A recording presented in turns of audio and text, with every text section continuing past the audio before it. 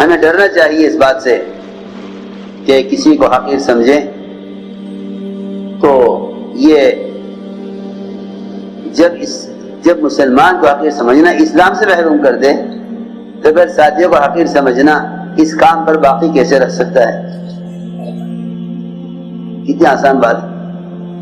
جب مسلمان کو حقیر سمجھنا آدمی کو اسلام سے محروم کر دے تو پھر ساتھیوں کو حقیر سمجھنا وہ اس کام پر کیسے باقی رکھے گا؟ ہمیں اسلام سے محروم کر دیتا ہے کسی کو حقیر سمجھنا۔ حضور اکرم صلی اللہ علیہ وسلم نے امت بنائی اور امت اس طرح بنائی کہ آپ نے اجنبی، غیر، دوسری زبان کے، دوسرے ملک کے، دوسرے رنگ کے ان لوگوں کو اپنے یہ مقام دیا۔ اللہ اکبر۔ بلال رضی اللہ تعالیٰ عنہ کو مؤذن بنایا، بلال کو مؤذن بنایا۔ اس زمانے کے مؤذنوں کی طرح نہیں، اس زمانے کے مؤذن کی طرح نہیں کہ مؤذن بھی یہ سمجھے کہ میں ایک بہت گھٹیا چھوٹا کام کر رہا ہوں اور لوگ بھی یہ سمجھے کہ ہاں یہ تو کچھ بھی نہیں کرتے، یہ تو اذان دے دیتے ہیں۔ نہیں، اس زمانے کے مؤذن کی طرح نہیں۔ اس زمانے میں مؤذن کا مقام بہت اونچا تھا، بہت اونچا مقام تھا۔ حضور اکرم صلی اللہ علیہ وسلم نے جب اذان کے فضائل بیان کیے،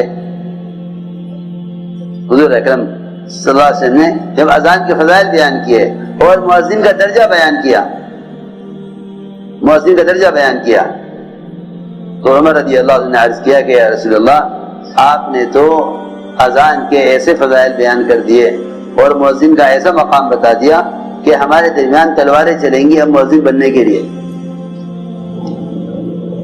ہمارے درمیان تلواریں چلیں گی اب کہیں کے لیے؟ مؤذن بننے کے لیے۔ ہر ایک کہے گا میں اذان دوں گا، ہر ایک کہے گا میں اذان دوں گا۔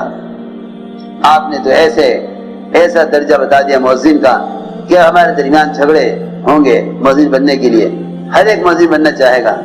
اے عمر جانے دے، اے عمر جانے دے، ان قریب وہ زمانہ آنے والا ہے کہ اذان سب سے گھٹیا کام سمجھا جائے گا، اذان سب سے گھٹیا کام سمجھا جائے گا، اور جو آدمی کسی کام کا نہیں ہوگا، جو آدمی کسی کام کا نہیں ہوگا اس کو مؤذن بنا دیا جائے گا کہ بھئی چلو تم اذان دے دیا کرو۔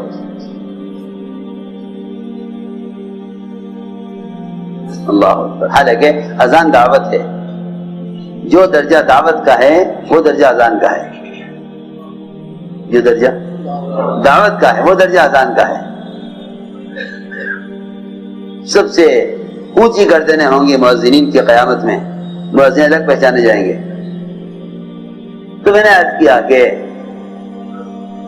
اتنا اونچا درجہ اذان کا خلفاء راشدین میں حضرت عمر رضی اللہ عنہ تمنا کیا کرتے تھے کہ اگر میں خلیفہ نہ بنایا جاتا تو مؤذن ہوتا۔ خلافت کی مشغولی کی وجہ سے اذان کی ذمہ داری نہیں لیتا، کیونکہ عمر رضی اللہ عنہ اتنا مشغول رہتے تھے کہ نماز کی اقامت اور تکبیر تحریمہ کے درمیان بھی عمر رضی اللہ تعالیٰ عنہ خلافت کے امور نمٹایا کرتے تھے۔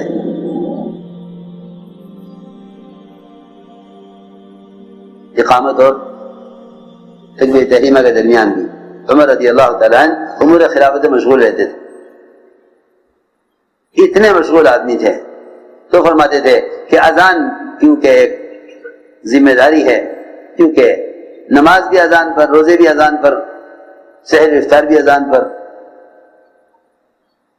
تو یہ اذان کی ذمہ داری میں نہیں لیتا خلافت کی مشغولی کی وجہ سے۔ اگر خلیفہ نہ ہوتا تو مؤذن ہوتا۔ حضرت علی فرماتے تھے رضی اللہ تعالیٰ عنہ، کاش میں نے حسنین کے لیے آپ سے اذان لے لی ہوتی کہ انہیں دونوں کو آپ مؤذن بنا دیجئے، لیکن یہ کام نہ ہو سکا۔ میں تو عرض کر رہا تھا کہ اتنا اونچا مقام مؤذن کا ہے۔ یہ مؤذن آپ نے کس کو بنایا؟ حضرت بلال کو۔ حضرت بلال کو آپ نے مؤذن بنایا، مؤذن رسول کہلاتے ہیں۔ اتنا اونچا درجہ ہے اذان کا، حضرت بلال کو دیا، یہ بتانے کے لیے کہ امت اس طرح نہیں بن سکتی کہ بھئی انہیں مؤذن کیوں بنایا، یہ تو ہماری قوم کے نہیں، ہمارے علاقے کے نہیں. نہیں کیا عرض کروں، ایک جگہ شورا بن رہی تھی ملک میں، ایک صاحب بڑی قربانی دینے والے، بہت محنتی اس علاقے میں، ان کا نام آیا کہ بھئی ان کو بھی مشورے میں رکھا جائے. تو ایک صاحب کان میں آ کر کہنے لگے ہمارے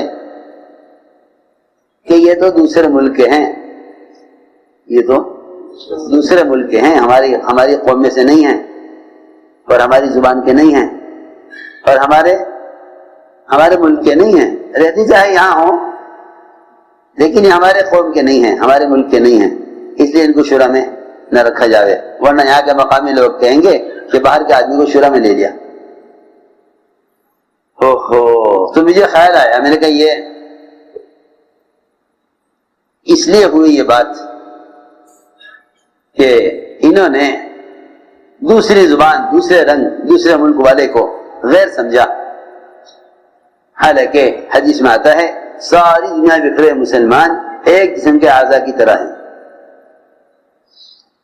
ساری دنیا بکھرے مسلمان ایک جسم کے اعضاء کی طرح ہیں.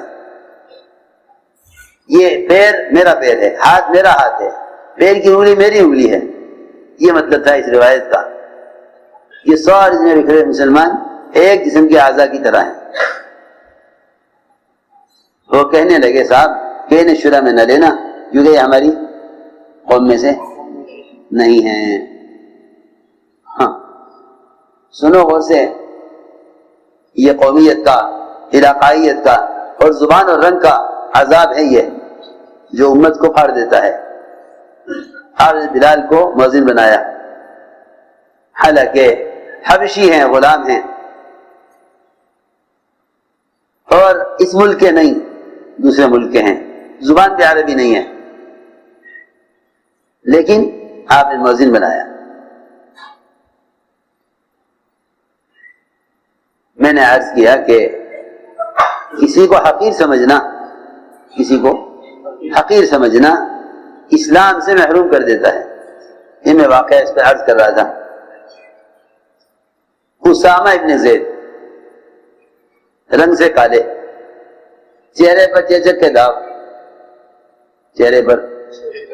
داغ، کالا رنگ، ناک چپٹی، عربوں کی ناک سیدھی اونچی ہوتی ہے، خوبصورت، ان کی ناک چپٹی، روایت میں ہے افقس،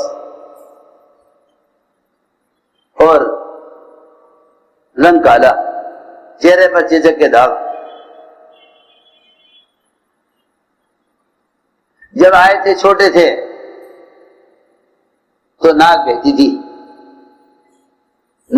تھی ایسے، یعنی برا منظر ہوتا چہرے کا. ایک مرتبہ گھر کی چوکھٹ میں ٹھوکر لگی، یہ گرے تو ان کی پیشانی پر زخم آ گیا. ادھر ناک بہ رہی تھی، ادھر خون بہنے لگا. حضور اکرم صلی اللہ علیہ وسلم نے فرمایا اے عائشہ دیکھ اسامہ گر گیا، اس کی ناک صاف کر دے، اس کی پیشانی سے خون صاف کر دے. حضرت عائشہ فرماتی ہیں مجھے ذرا سا گھن آئی، کراہیت ہوئی کہ کیسے اس کا خون صاف کروں، کیسے ناک صاف کروں. تو میں نے